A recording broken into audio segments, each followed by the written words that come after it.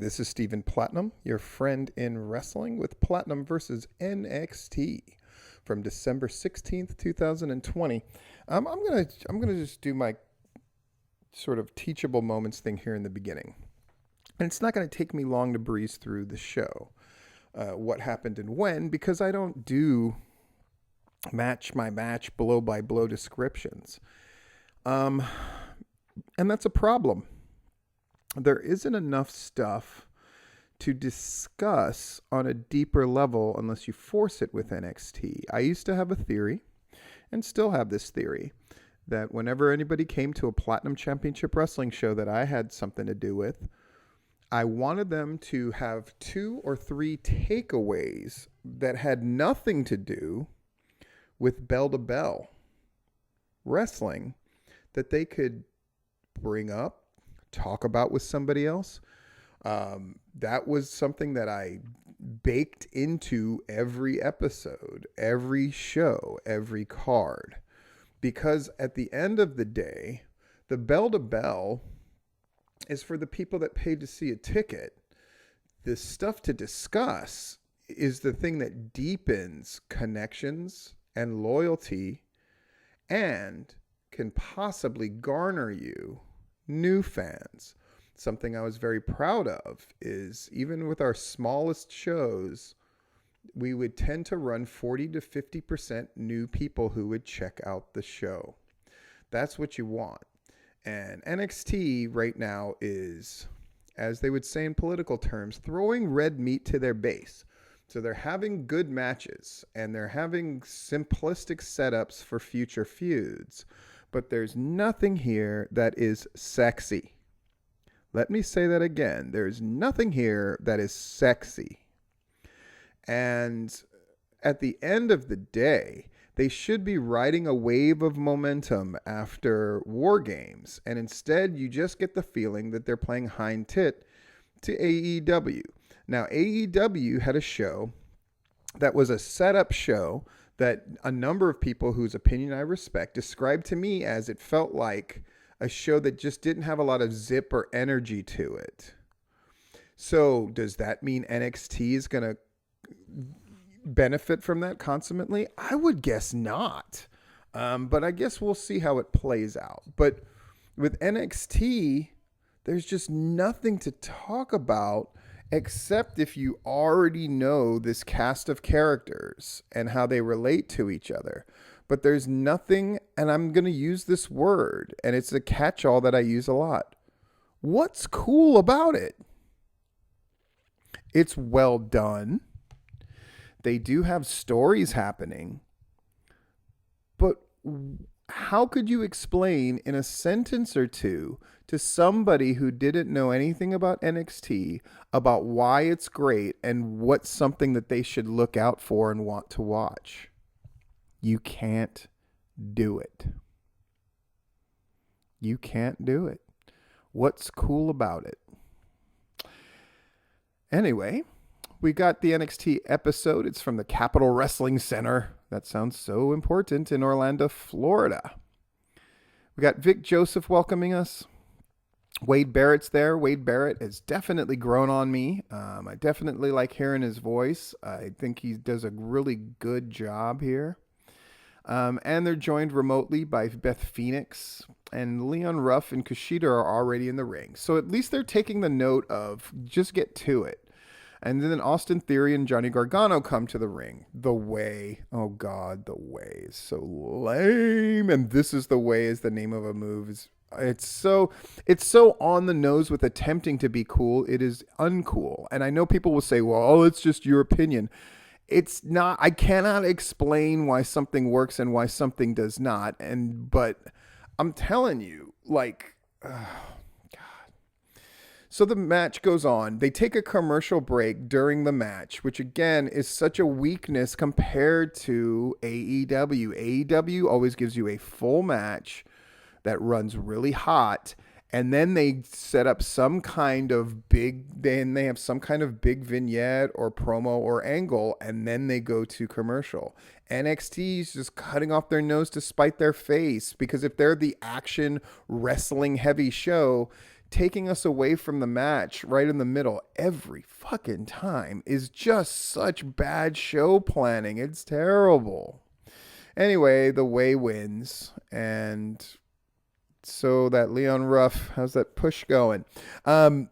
Dexter Loomis stares. Tony Storm talks about Rhea Ripley in tonight's grudge match. Kyle O'Reilly is backstage warming up because he's going to face Pete Dunne.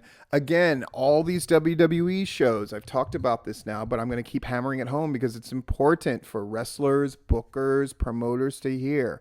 If you spend half of your show setting up the other half of the show that is not as strong as using half your show to set up future shows, because what you are doing is self-evident.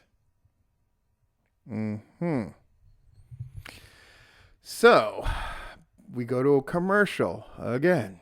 So we've had 2 commercial breaks and 1 match that was cut in half by the first commercial break. Terrible, terrible, terrible. We get a video package that shows Legado del Fantasma sitting down together. The Progressive sponsored video shows Escobar praising his partners while highlights play. Yay. Mackenzie Mitchell's back there with Shotzi Blackheart. She brings up War Games. And now she's going to break Candice's best friend tonight. Again, setting up something that's happening later tonight. Tyler Rust and Tommaso Ciampa. A good match, but a foregone conclusion match for sure, right? And they let them go a long time for a foregone conclusion match. Ciampa wins. He picks up the Thatcher t-shirt. Thatcher runs away. The referee stops him before he can reach Ciampa. Great. New promo from the Grizzled Young Veterans.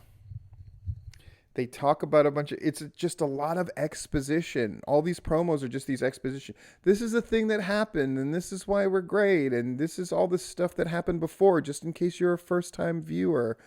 Man, it's just a lot of tell, don't show, and a lot of using one half of the show to set up the other half of the show. And it's killing them. And why they can't see it, I'm not 100% sure, but they need to structurally change how this show is presented, or they're going to continue to have this problem of, but if we just wrestle a better match, it will matter. It won't matter because less and less people will be watching it in the first place. Number 1 contenders match, Kyle O'Reilly versus Pete Dunne. I assumed, I write here in my notes, that Kyle O'Reilly is going to win this. And he does. And it's really good. So O'Reilly versus Finn Balor is confirmed for New Year's Evil on January 6th. They're going to be going up against AEW's second show of their New Year's deal. So that will be interesting to see what they put up. They're having Omega wrestle Rey Fenix in a match that's sure to be spectacular on the 30th. So I'm curious what they come up with. So another vignette, and see, this is what I mean as an example of something that could possibly get somebody's attention or discussion outwardly. Zia Lee and Boa, there's brutal training. Here's the thing. They're not escalating. They're basically just doing variations of the same. This time you get brutalized. This time you get brutalized. And the mystery woman looks on. They don't escalate the storytelling. They just continue to kind of go to the same thing. But, you know, an easy check for Zia, I guess. Indy Hartwell versus Shotzi Blackheart, which they set up in full earlier. I assume Shotzi's going to win this, I say in my notes. Shotzi does, but by DQ because they hit her with the trophy. And then Candice and Indy double team while Gargano and Theory join them. And then they leave. And nobody helps Shotzi. Why would nobody help? So much for the War Games team unity thing. Karrion Kross, good to see him again against Desmond Troy. Karrion Kross wins. And this was a nice break. Instead of a super competitive match, you're carrying Cross one in a time that was much less than the other matches. It's a good palate cleanser. They need more of this kind of thinking. Mackenzie's backstage with Isaiah Swerve Scott. God, these fucking monikers are so bad. You know, I'm going to get my rematch next week, but this time the result's going to be different. Wow. Riveting. Everrise walks up as Scott leaves. They go on how it was a fluke and it was really a handicap match. They want a rematch against the Grizzled Young Veterans. Again, more exposition. Talk about stuff that used to happen.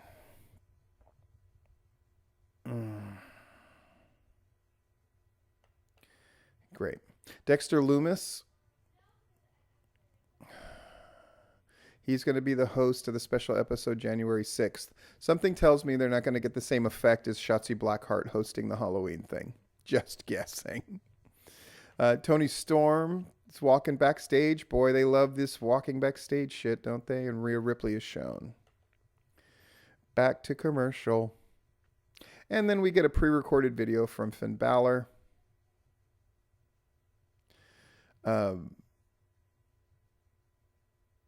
This isn't going to be O'Reilly versus Balor 2. This will be O'Reilly versus Balor the end. Ooh. Tony Storm versus Rhea Ripley. A fantastic match. I write here, Tony Storm's probably going to win. And Tony Storm wins. And then she's standing tall in the middle of the ring. Gonzalez is watching. But then they have Gonzalez and Ripley stare each other down, even though Ripley just lost. Odd stuff. And that's the end of the show. What's to... you heard my rant at the beginning. Anyway, NXT, its structural and presentational are the main issues. It's not in-ring work, but it's making us connect and garnering a bigger audience from the outside. Because what they do is one-shot things that work. Oh, we'll do this thing that's like Halloween thing. And it works. But then none of their other shows resemble that or take advantage of the new audience that they got to try to hook and drag them to the next thing. Fundamental booking 101 and promoting 101 shit. And they're not doing it. And they do the worst traits of Raw and SmackDown of using half the show to promote the other half of the show. And boy, are the chickens roosting right now.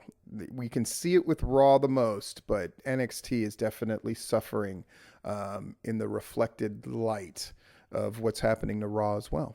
And I hope they reverse course because NXT is a really good show that could be a great show. This has been Stephen Platinum, your friend in wrestling with Platinum versus NXT from December 16th, 2020.